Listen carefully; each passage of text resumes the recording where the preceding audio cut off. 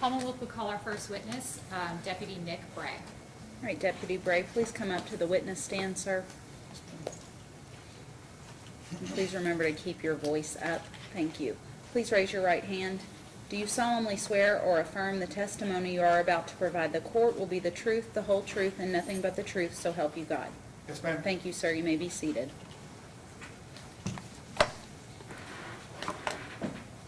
And can everyone see Deputy Bray? Just speak up. Can you please state your name for the record? Nicholas Bray. And how are you employed? I'm a deputy sheriff at Jefferson County Sheriff's Office. What's your position as a deputy? Yes. Okay. And how long have you been a deputy with the Sheriff's Department? Be 5 years in June. All right. And what kind of training did you receive for that position? 18 weeks at the Academy in Richmond, Kentucky, in which we also go through 40 hours of DUI training. Okay. And after you get out of the academy, are you just on your own? We spend, most sheriffs start in the courthouse, kind of learn law, stuff like that. We see stuff just like this for about a year or so, and then we get put on the street and we go to the EPO warrants unit. It's mostly just family court issues, civil papers, and also some of those papers have warrants with them. Okay. And sorry, did I miss that? Did you have anyone that rides with you when you are out on the We street? do. We also have someone in the courthouse that trains us. We also have someone on the street that trains us when we first start. Okay. Usually a senior deputy that's there on that particular unit. Okay. And have you attended any trainings since the academy? Yes, we got to do 40 hours every year to keep up with our certifications. And we also do an extra 8 here in Jefferson County for legal mandated, just legal updates, stuff like that. Okay. And have you ever had the opportunity to train or instruct other officers with DUI law? I have. I was on late watch for long enough that I became the senior deputy, and we trained I trained 2 or 3 guys, and the DUI stuff that we go over with that is usually the same stuff we learn in the academy. Everyone learns the same stuff. So. Okay. Was that before or after this incident, November 2015? Training people. Yes. At that point I trained 1 person, and after that I've trained a couple more since then. Okay. In your career as a deputy, how many DUI investigations have you conducted? We don't get many of them. Like I said, our primary duties are EPOs and warrants, like family court issues, okay, domestic stuff. So I've 4 years I've been on the street. I think I've had maybe 10 or 15 DUIs, so not a lot. Yeah. And how many of those were resulted in arrests? Every one of them that I can think of, I can recall. And why was that? Because every one that we pulled over, I felt was intoxicated under something. Okay. So speaking of, were you on duty November 24th, 2015? Yes, ma'am. Okay. Now, what were you doing that night? We were serving an EPO warrant out on EPO out in Fern Creek, J-Town area, and I can't remember if we stopped at Thornton's then or was heading to Thornton's over there on that intersection there. And when we were heading towards the Waterston, I think that's north on Bardstown Road, we seen a vehicle stopped at a red light, the turning lane. We were going in the middle lane, stopped at the turn lane, and we had the green light, he had the red light, and he just went right through it. Let me stop you right there. Yes, ma'am.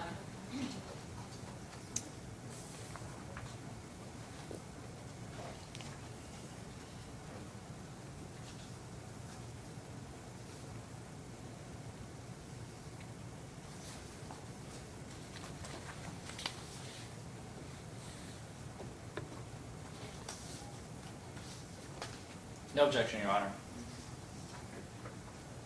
Deputy Bray, can I have you please look at these items and tell me what you're looking at? I'm looking at the intersection of Goldsmith and Bardstown Road. Okay. Can you go through all of them and tell me what you're looking at?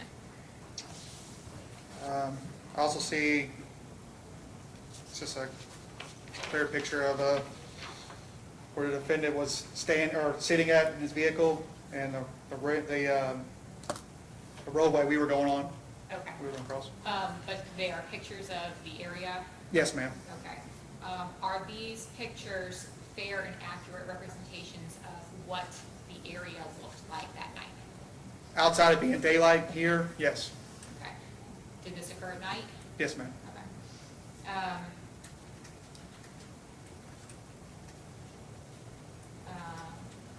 So from here, Your Honor, from here, I'd like to introduce these maps as Commonwealth Exhibit 1 and 2, 3, please. No objection, Judge. All right, they will be admitted. Okay. Now, can you look at these a little more carefully? And I'm going to actually have you draw on them, each of them, please. And if you could draw where you were and where the defendant was, and then we'll go over that. Defendant was here, as far as the colored ones goes, the actual picture. We were coming down here in this middle lane. And on here, it's gonna be right here, and we were coming down this way, north from, if y'all know the area, we were coming from like Butyl Bypass area, okay? So coming up. There you go. Okay. Your Honor, if I could publish these to the jury and then also have the officer kind of testify with them. They may be published. An officer, you may stand if you need to, if Ms. Mudrack directs you over, I think. Yes, May I see what markings the officer has made? Absolutely.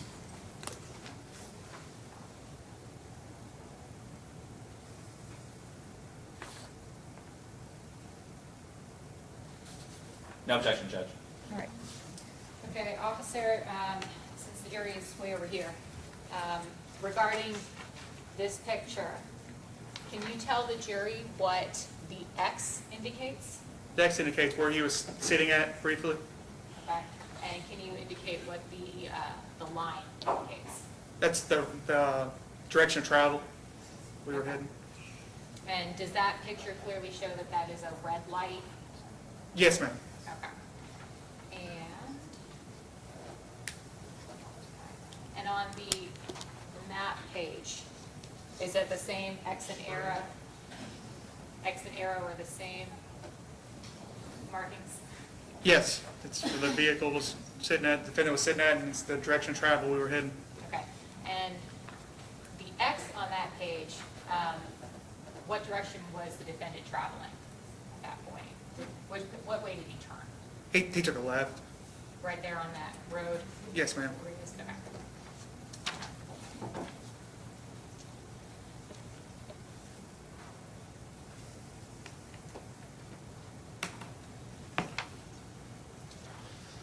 Okay. So let me back up a little bit. Did you have anyone in your car with you that night?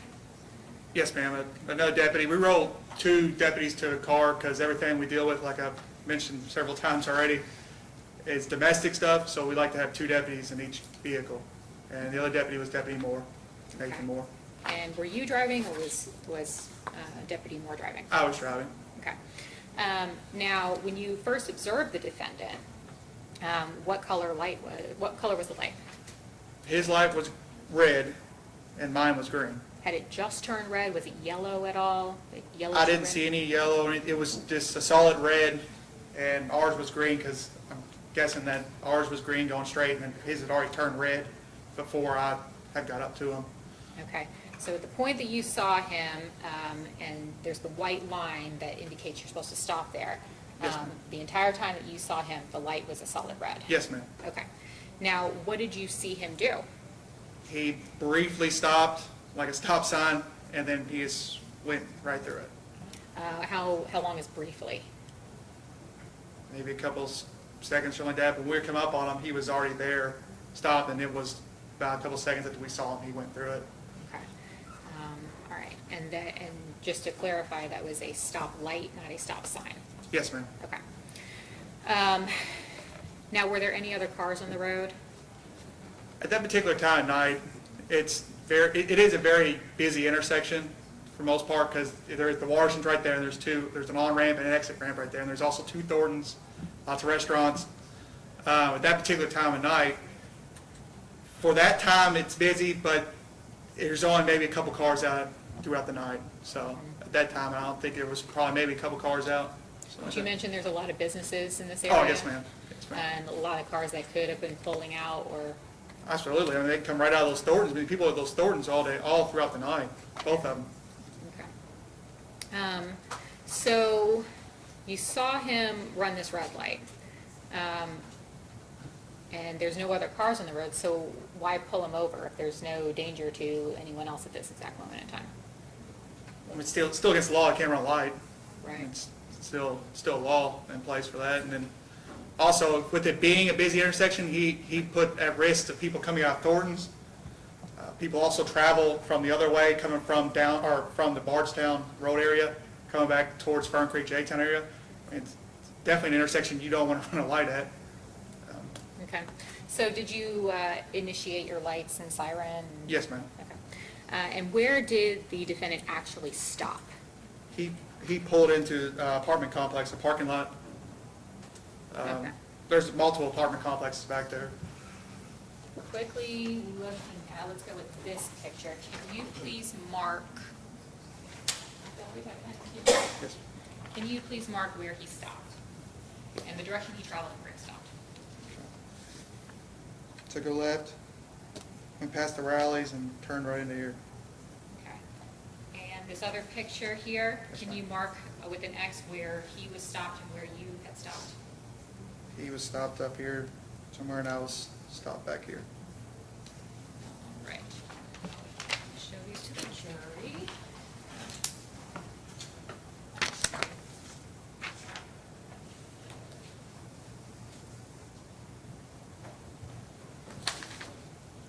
No objection.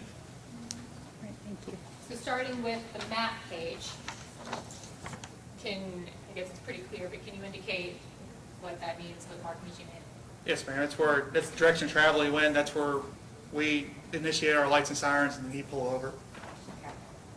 And on this picture, can you indicate what the first X and the second X mean? First X is where the defendant stopped and second X is where we pulled up behind him.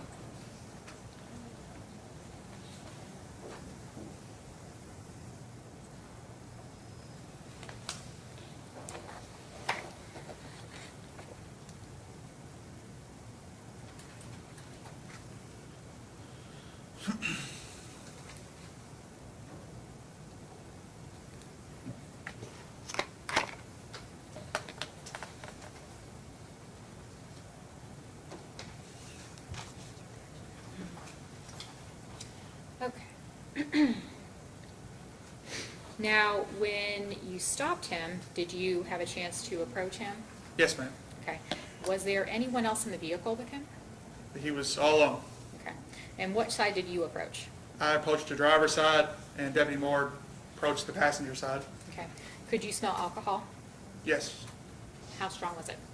very strong. The best way I can describe it is if you're at a party, you talk to all kinds of people, right? Some people have been drinking all night long. They've had a couple beers. You can't smell it. But when you come across someone that's been drinking a significant amount of alcohol, you smell it. You know this guy's drunk, right? And imagine that smell being in a confined space such as a vehicle, a car. That's how strong the odor was. Okay.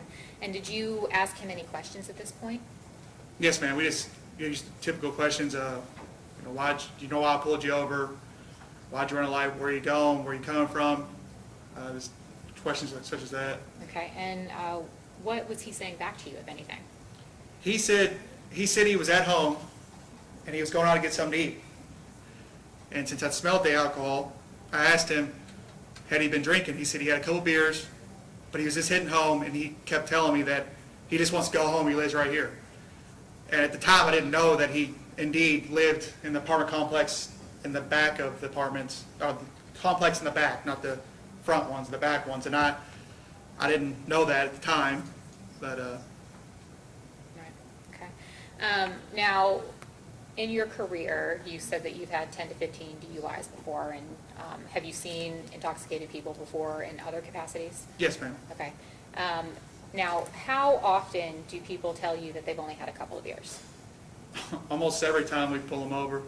And how often have you found that that was correct? It's every arrest I've made is, I mean, from what we've gathered, it seems that it was incorrect that they've had more than 2 beers. Okay. Or, excuse me, not beers, alcoholic beverages. Okay. Now, quickly talking about, well, let me ask you this. The questions you were asking him, how fast were you speaking, would you say? Like I'm speaking to you guys right here. Okay. Do you feel like he understood or could understand your questions? Yes, ma'am. I mean, he answered them. As soon as I asked him, he answered them. Like you're doing right here. You asked me a question, I answered him. There was no indication that he didn't understand what I was saying or anything like that.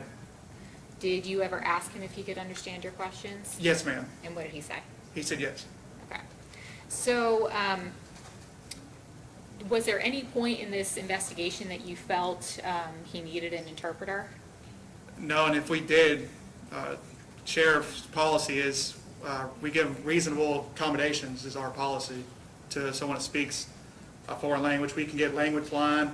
We'd even call, see if there's a department close by that would come and assist us, and if they had an interpreter, they would talk to him. But at no point did he. So, okay, so calling a language line, calling another department, how difficult is that? It's not very difficult. Okay. If he were to request it, we would accommodate that. Okay, so did he request an interpreter? No, ma'am. And did you feel like there was any reason to request an interpreter?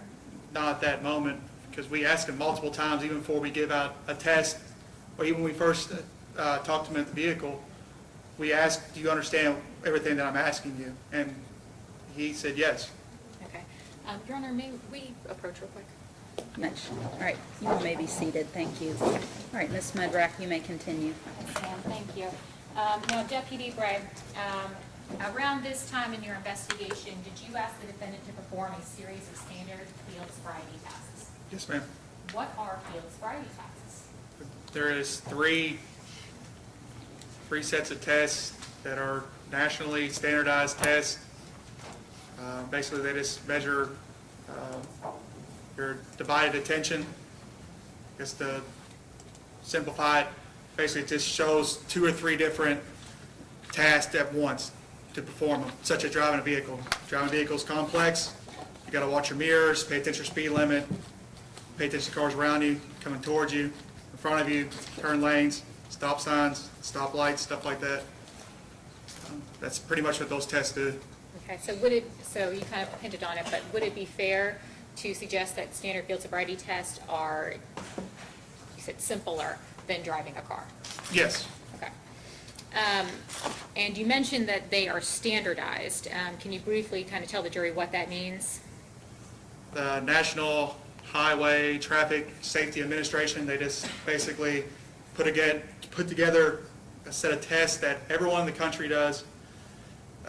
And it's just a simple test to try to indicate if they're clues, if they're intoxicated. So you said it's every officer in the country. Is it the same exact tests? Yes, ma'am. Performed the same way? Yes, ma'am.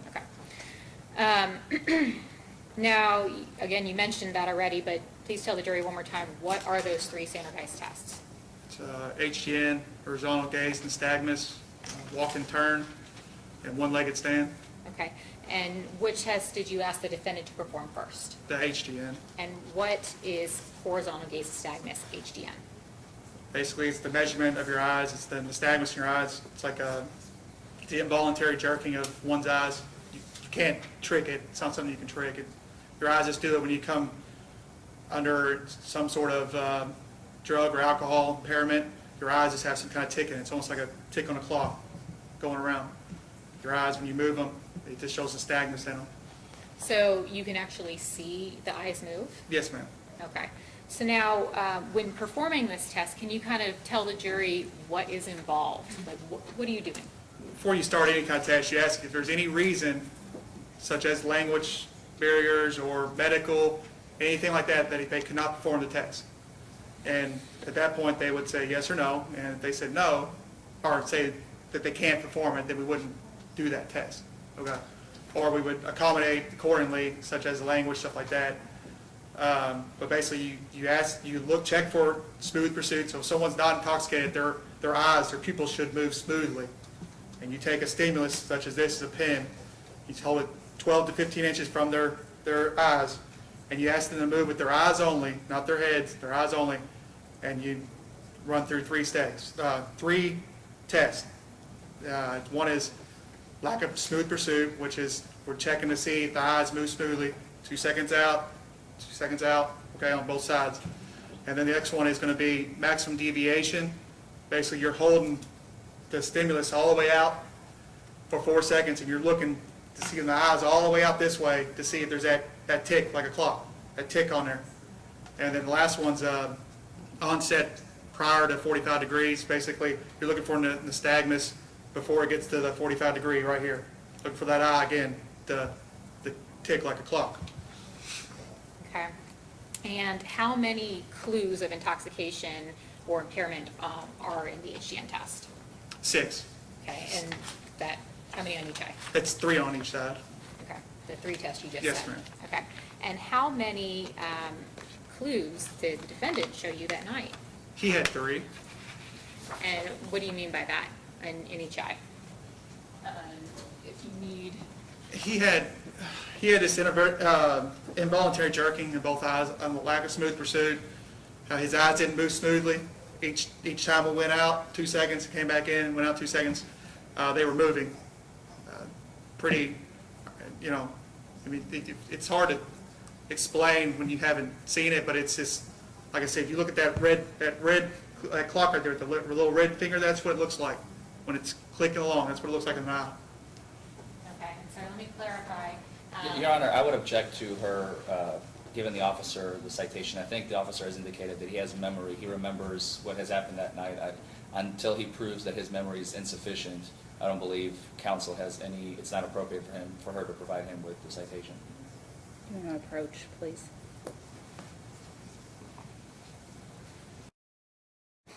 I mean, unless she's doing a, what do you call it, recollection. That's what I'm doing now. But he seems to remember it. He hasn't indicated Has she yet. asked the question yet? Has you asked a question? Or you She just started approached him with a moving piece of towards paper. the witness. I asked him how many clues, and I don't know if I misheard him. I thought he said 3, so I wanted to clarify that if he meant 3 clues in each eye, or if he meant 2 clues in each eye, or 3 total. Okay, can you try to clarify with the question, and then if you need to use it to refresh? Sure, And then once it's refreshed, you take it back. He will now be testifying from the report. sure. Okay. Okay, so officer, let me try to clarify real quick. So 3 tests in each eye for a total of 6 clues. Yes, ma'am. And what of those 3 tests did you see the defendant have in each eye? I know one was lack of smooth pursuit, and the other one was onset prior. I know I need a refresher. Would it help you if I showed you your citation Yes, ma'am. briefly? And you understand that you're not to read from it, just you read to yourself and do not read out loud? Yes, ma'am. Okay.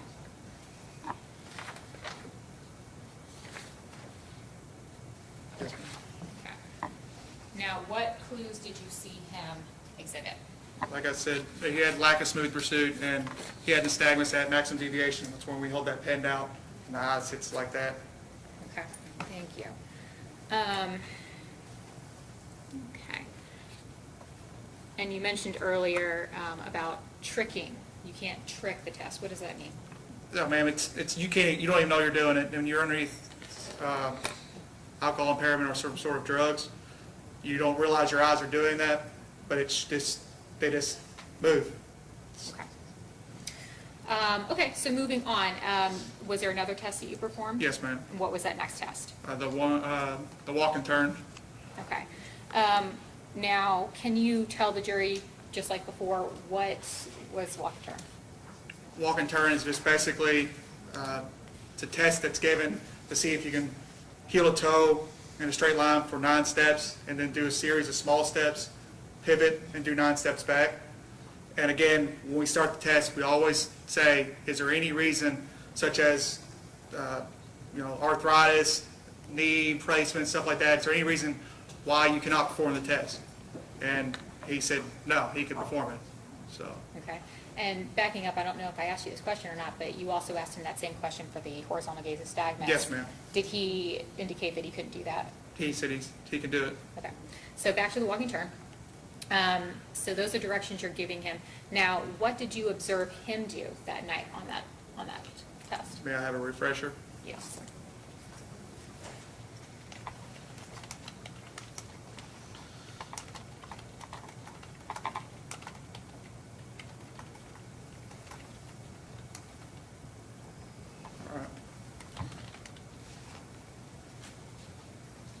did you see him do?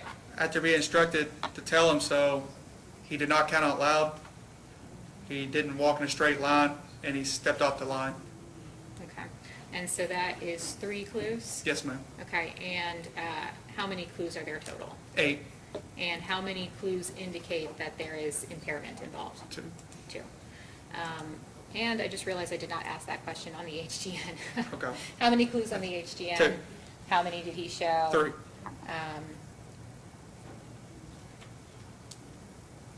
Sorry, I think we kind of said that earlier. How many in each eye? Oh, excuse me, there's 6 total, 3 in each eye, 2 in each eye, so, So he showed 2 clues? yes, ma'am. Or, no, excuse me, he showed, we say 3 clues, we say 2 clues, I'm sorry.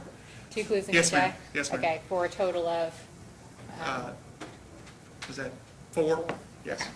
So, sorry about that, but 4 out of 6. Okay. And again, back to the walk and turn, 3 out of 8. Okay, so, was there a third test that you did? Yes, ma'am. The third test is called a one-legged stand. And- Again, we instruct the same thing. Is there any reason why you can't perform this? If there is any reason, let us know, all that stuff. And he said he could perform it, no problem. And we asked him to begin, and kind of with this, is we asked him to count out loud and all that stuff. He couldn't balance on one leg. Kind of refresh too. Yes. He couldn't balance on one leg. He put his foot down. I don't believe he counted out loud.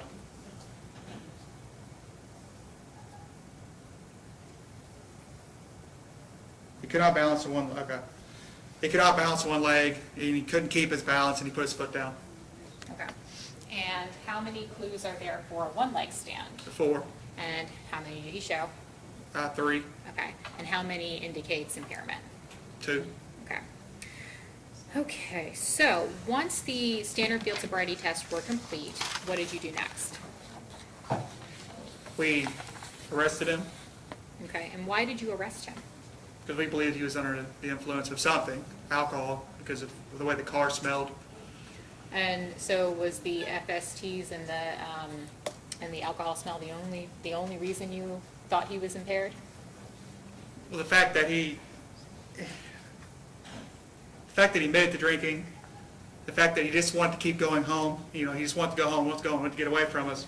To me, it indicated that he was under the influence of alcohol. He also ran through a red light, stuff like that. Okay. And so, why not just let him go home? I mean, he's driving under the influence. He put everyone on the road at risk. Going through a red light, driving under the influence of alcohol, and, if indeed I knew he lived there, I still wouldn't let him go home because it's wrong. You cannot drink and drive nowadays. I mean, everywhere you see, don't drink and drive, don't do this, don't do that, right? And for him to do that, he put significant risk to others on the road and himself.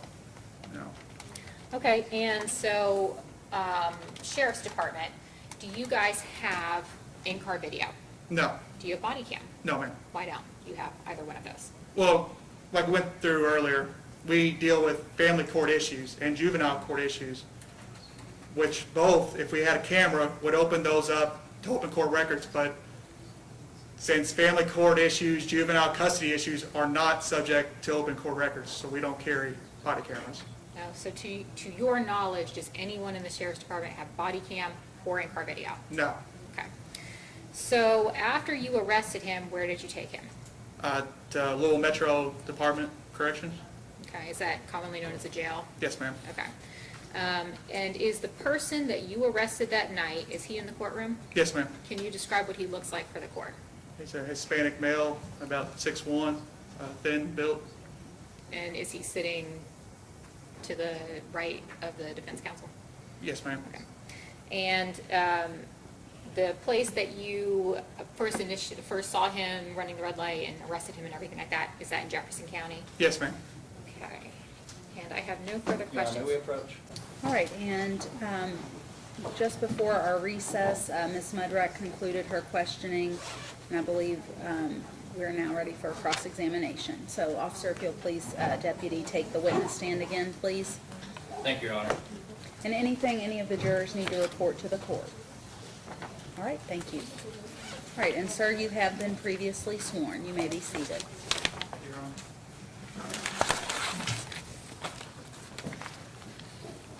Afternoon, Deputy. How you doing, sir? Doing all right. I want to start with what I think has kind of been begging the question this entire trial thus far. Did you notice that my client had a heavy accent when you first began to interact with him? Sir, not that I can notice out there. No accent at all? He might have a subtle accent, but it wasn't enough for me to think, oh, he can't understand what I'm saying. That was not my question, sir. Yes, sir. My question is, did he have any sort of accent? If he had an accent, it was a subtle accent. That's okay to answer. You said that you had 18 weeks training in Richmond, correct? Yes, sir. And 40 hours of those 18 weeks were for DUI training. Yes, sir. When was that? It was, I'm not sure when the DUI training was, the actual month, but it was during the year 2013, between January and November. I think it's like the 8th week.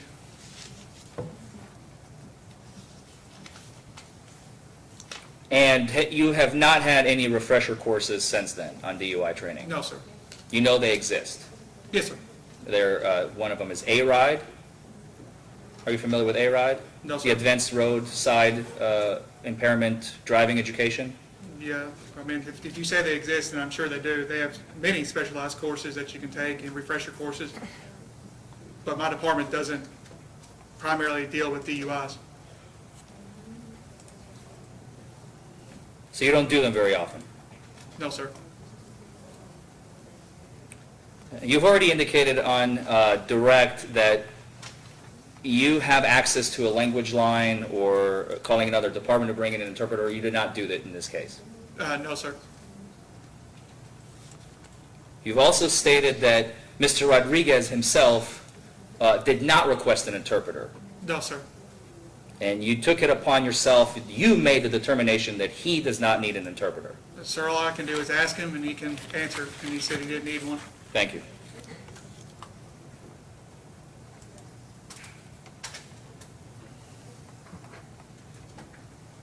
You've also stated that there is no video No, sir. of the stop, No, sir. of the field sobriety tests, No, sir. of the arrest. No, sir. No video at all. No video that I have.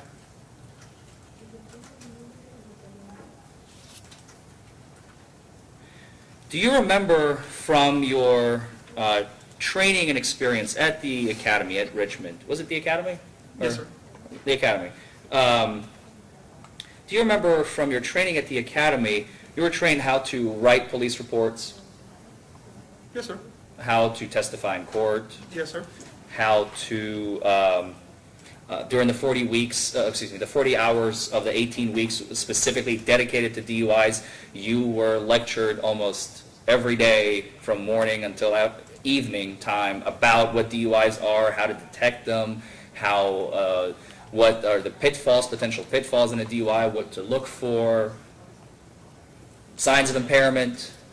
It's just a basic the academy is a basic learning. They can't teach you everything that you come across. They can just keep the basic stuff that they can teach there. Okay. And you were taught that when you generate a report, in the future, a court will rely on it at some point, right? Yes, sir. A jury will rely on it. Yes, sir. Counsel will rely on it. Yes? Yes. And you were taught to make your reports accurate, complete, and detailed. Yes, sir. Why didn't you do it in this case? Because he went through a red light, and the reason for the stop was him going through a red light, and the reason for getting out and thinking that he was under the influence of alcohol was because the car smelled of alcohol, and that's what I put in there. So the car smelled of alcohol? Yes? The car smelled of alcohol, yes, sir. Was the car drunk? No, sir. He was the only one in the car. So I'm assuming the smell was coming from him because there was no other alcoholic beverages in the vehicle. Do you recall in your training at the academy, were you ever taught, because I took the same course that you actually took over in Georgia with a NHTSA certified training, that's the National Highway Traffic and Safety Administration that you have already alluded to. During the course, I was taught that alcohol has no smell. Do you remember that at the academy? It has a smell, it's just not, alcoholic beverages have a smell, a distinct smell. They do. But where does the smell come from? Do you remember from your training? I don't remember where it came from. It comes from just, everyone knows what alcohol smells like. You could tell, if someone's drinking beer, you can tell it's beer, and you could probably tell it's liquor. But And do I know where why it comes can you from? tell? Probably Why can you tell? from the alcohol inside the beverage. That's what you're alluding to. Do you remember, well, close. Do you remember where the aroma, the flavoring of the drink, that's where the smell actually comes from? Do you remember being taught that? Vague memory, maybe? Vague. Yeah, okay. It's been 5 years. That's okay. Yes, sir. Mine was 2 years ago, I think. So Okay. it's a little bit Yeah, fresher in my fresher, mind. That's right. And do you remember also in that same course, they taught that the correlation between the smell and the level of intoxication has absolutely no correlation? Yes, sir. Thank you. I want to talk about the field sobriety tests now. And I have, which year, you said 2013, were you trained on a 2006 manual or 2013 manual? Do you remember? I don't remember. They changed the course since all that, so, But you've already testified to the fact that the field sobriety tests are universal and they yes, haven't sir. been I would changed. guess if I was trained in 2013, then it's probably the 2013 manual, correct? Did they change, to your knowledge, I know the This answer to made the that. academy, I'm sure they haven't changed the DUI portion. The academy is now extended longer, Right, basically. yes, So right. that's the only thing they've changed, Exactly. of my knowledge. But the elements of each standardized field sobriety test hasn't been changed in like 30 years. No, sir. Same one. Same ones? Yes, sir. Okay. So let's talk about the HGN very, very briefly. Do you remember being taught, you've indicated we have 2 clues here, lack of smooth pursuit and nystagmus at maximum deviation. Does that ring a bell? Yes, sir. Lack of smooth pursuit being clue number 1, and you saw that. Distinctness and sustained nystagmus at maximum deviation. Yes, sir. And onset prior to 45 degrees, which you did not see. No, sir. Could you please demonstrate the test to the ladies and gentlemen of the jury as you performed it on that night? And if you would follow the administrative procedures, please. Basically, what we would do is... What is step number 1? Step number 1 is, do you have any remove your glasses. You're wearing glasses, remove your glasses. And then we ask them, is there any reason why you can't perform this test medically, or any reason why? And they say no, yes, anything like that. Then after that, we tell them this is our stimulus, and, well, I don't have a pen on me, excuse me. The pen's usually here, that's why I'm reaching for it. But this is our stimulus, we hold 12 to 15 inches from their face, or their eyes, excuse me. And we check for smooth pursuit. Just a basic thing, see if their eyes move correctly and all that stuff. And then after that, we'll check, I usually start with the lack of smooth pursuit, and that's what we're looking for, 2 seconds out, back in, 2 seconds out. It's just a smooth pass, 2 times on each eye. And after that, I would usually go to onset prior to 45, and basically, we're going out to about 45 degrees, the eyeball to go that way. And we do it on both eyes. And then on the maximum deviation, we'll go, it's basically, you go 4 seconds out, have an eye all the way out, and then 4 seconds out the other way. And that's basically what the test is. So you never performed the onset prior to 45 degrees? I did, sir. And in this case, you showed no clues? Not if I didn't put it in there. No, I didn't see any clues. So you never checked for equal pupil size and resting nystagmus, as you just testified? Well, that's what we do at the beginning, that's what we're talking about. The But you equal- did not equal say- tracking. I'm sorry, that's what equal tracking, smooth proceedings, equal tracking, that's the. That is not my that's- question, sir. You did not check for equal pupil size and resting nystagmus, That's what we do at the beginning, that's the equal tracking. but you did That's- not testify to that just a moment ago, did you, That's sir? what I meant, yes, sir, that's what I meant. All right. Let's move on to the walk and turn. Yes, sir. Do you have a card that you carry around with you, by I any do, sir. chance? I do, sir. Do you read off the card typically? Definitely, yes, sir. Did you read it off the card the night of? We Mr. use Rupp- as a refresher, kind of like we do here at the thing, so. Did you use it as a refresher that night? Yes, sir. Okay. I don't have it on me, I'm sorry. Okay, well, in that case, I'm not going to make you read. If you read it, Yes, sir. then I don't have it. we can skip that. Do you recall, during your testimony just about an hour and a half ago, we were going over the clues that you saw during the walk and turn. Yes, sir.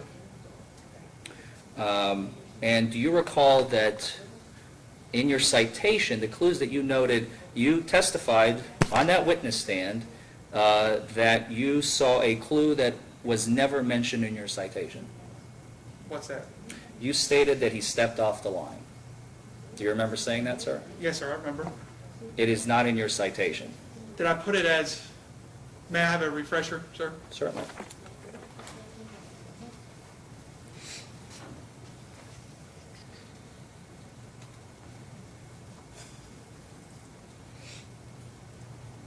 I didn't put it in that language, but I put it as, no, I continue.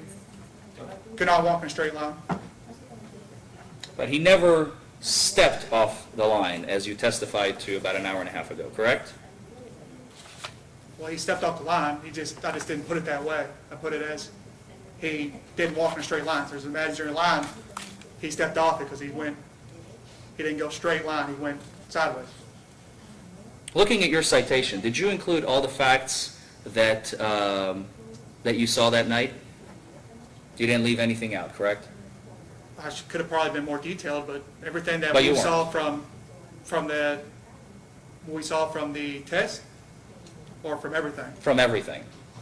Well, he smelled like odor, that's why we got him in the car, and that's why we performed the test. We wrote everything that's in the test the clues that he did not perform. So he did not have red bloodshot eyes, correct? Otherwise, you would put it in your report, right? It's a clue of... I of would, an- but it's dark outside, I mean, it's 3 o'clock in the morning, so. You did not see it, okay. Well, I mean, I didn't see it, even from the HGN, I didn't see it, so, I mean, but very So well they could have weren't been. there. Could have Okay. been. He didn't have glassy eyes, He could have had them. but you didn't see it. I didn't see it, it's dark out, it's 3 o'clock in the morning. His face was not flush. Again, it's dark out, it's 3 o'clock in the morning, He was not slurring his speech. not that I can recall, He had no trouble getting out of the vehicle. not that I can recall. He was not stumbling, falling over. He could balance. He wasn't throwing up. He didn't look sick. No, sir? He didn't argue with you. No? He was very polite, He's- cordial, Yes, sir? reasonable. Yes? sir? He complied with all your requests Yes? that you asked him to do. Yes, sir? He consented to all your requested field exercises. Yes, sir? You just smelled alcohol. Yes, sir?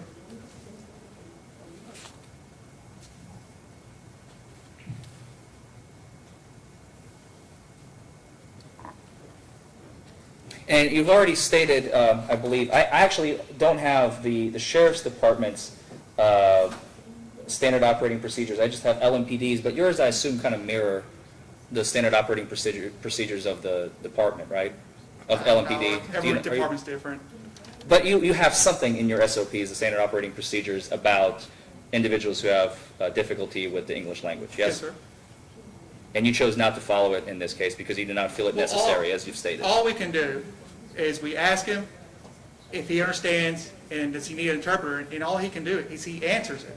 If he answers no to an interpreter, if he answered yes, I need an interpreter, we give reasonable accommodations, meaning the language line, because we deal with paperwork all the time with Hispanic people that doesn't speak English, and we need that interpreter line present for those. So, I mean, if he needed one, we could have provided one for him.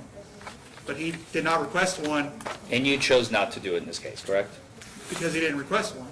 Thank you. Just a few questions on redirect, Your Honor. Deputy Bray, just to kind of clear up some of the things that Mr. Forman was asking you. So he talked about the smell of alcohol. Now, could you smell beer, wine, or liquor? Would you say? Objection, Your Honor. I don't believe this Please witness is... approach. He's in no way qualified to answer that question, Judge. And he literally just asked him, can you smell alcohol? And he was trying to get to the whole idea of hops being in beer, and that's how you... That's not what I discussed, no. The fact that any aroma, like for instance, I didn't get into detail because I didn't feel it was necessary, but like a cocktail will have, let's say, a sweet smell. Vodka will be a little bit more That's what bitter. I'm asking. But no, you're asking him, could you detect the difference between this and this? And I think he's already testified to the fact that my client admitted to 2 beers, and that is already enough. And again, he's not qualified to testify as to what the smell of what is going to be what. That's a ridiculous question, Judge. I'm sorry. I don't see what the difference is. He literally asked about the smell, and he's sitting there talking about how alcohol has no smell, trying to show the jury that there's no smell of alcohol. when Pure there's clearly alcohol the has no of smell. beer. That's, if you took the training, you would know. That's what I'm asking. I'm asking, because I mean, he said 2 beers, and I'm asking him to clarify, did he smell beer, liquor, or wine, or I whatever? will allow it to a limited extent. Thank you. So, what do you think you could smell? It smelled like beer to me. Okay, thank you.